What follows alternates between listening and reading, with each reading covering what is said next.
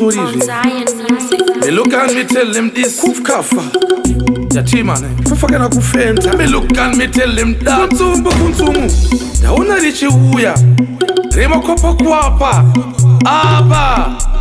Dabandati Omesha kuita sama kwakwa Daombera mawoko kwakwa Apanda kambira kamu kwakwa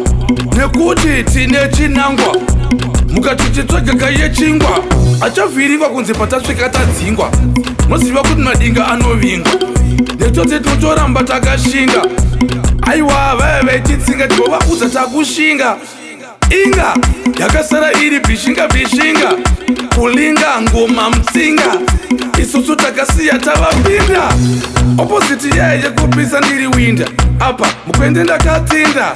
Mapa matutsiva kuti nini ndiri chanda Ende ndinotaura zvandada Zambirika munyemba ndiri zambirika munyemba Ini ndiri ice cream yakaiswa munyemba Zambirika munyemba ndiri zambirika munyemba Tati ndiri ice cream yakaiswa munyemba Apa ndikutaura ndakatemba matemba Kwete kuti nini tikuda kuzviti ndiri memba I wanna remember Takapedzera madinga muna December Bye bye Bye vakange vakatemba vanatemba Takatovaratidza kuti ndovanyisa musoro muchemba Vekudemba Ndoti vaito vasikazive kuti nini ndototunga kuita kunge baba vemba Kupenga kumburidzirwe Pemba Vamwe kupenga kwavo kwakatwa kuvona chiremba Kuona musiyano ndiri zambiringa munyemba Ndiri ice cream yakaiswa munyemba zambiringa munyemba Ndiri ice cream yakaiswa munyemba Apa ndiri kutaura ndakatemba matemba Kwete kuti ndiri ndotozviti ndiri memba Aiwa kufa kufenda vamwe vanotenda vachienda Remember ndakatoripenda Timani paya ndakasiya ndaripenda Zimbabwe ndakarepresenta Ona kufamba kuti mazuva epakalenda Didn't want ndazara kumangoma Saka I'm the only remainder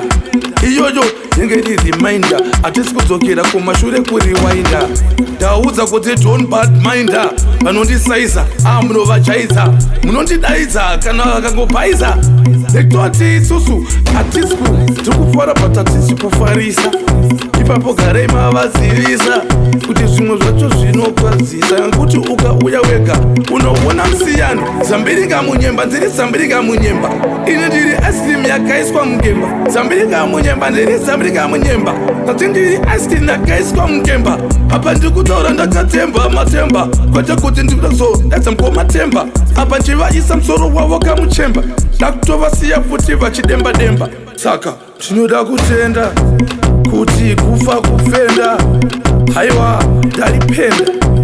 Una ndaripeta ukarenda